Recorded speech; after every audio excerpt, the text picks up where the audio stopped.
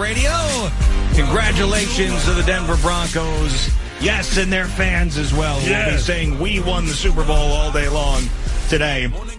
Super Bowl 50 champions. Peyton Manning goes out a winner.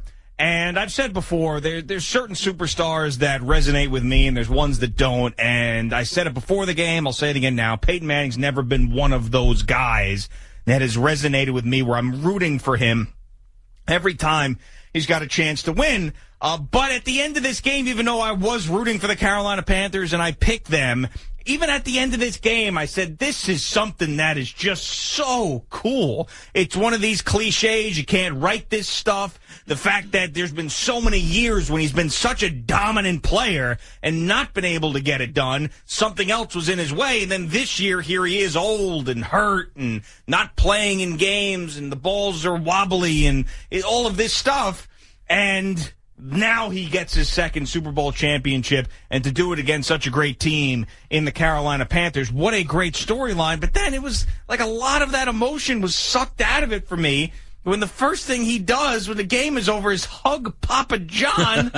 And in the first interview that he does, he says he's going to drink a lot of Budweiser. It felt so...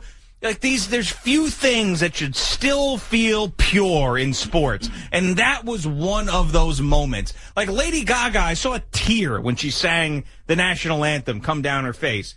And like that to me was not an act. I don't think that you can cry. I know she's an actor now in some show, whatever, American Horror Story or something. But I don't think you could just cry like that.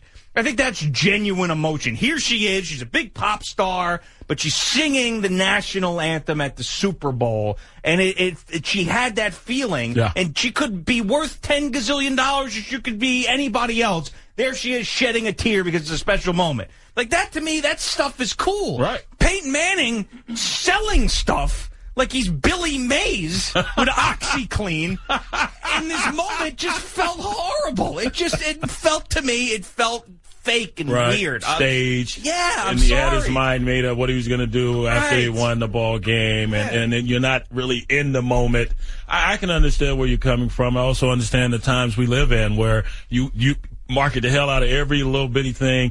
Maybe that should still be sacred, that those first moments. You know, later you see him doing the I'm going to Disneyland or Disney World deal. So maybe he could have done that, the Papa John's hug, and you could have gotten a picture or a video of that later. You could have given the Budweiser quote later, after all the initial festivities and emotions and things of that nature. But it's done deal, and I'm sure in his heart, well, he must feel like it was pure. And you know, he owns a ton of those Papa John franchises there in the Denver area, and so he chose to get it out there, man. That was first and foremost on his mind. So I don't get that. I'm with you. No, I don't want to take anything away from him, but to me, he took a little bit away from himself in that moment because that was not my perception. That's not what I was expecting. And then that happened, and it changed my tune. Now, is that going to be my memory of Peyton Manning? No.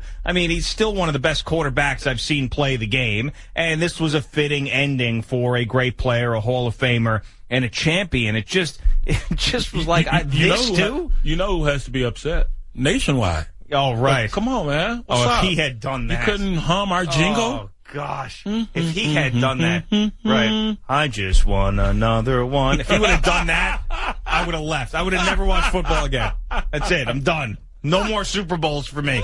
I'll take the whole week off. If he had done that. Oh, no. Jim Nantz, Peyton, how you feel?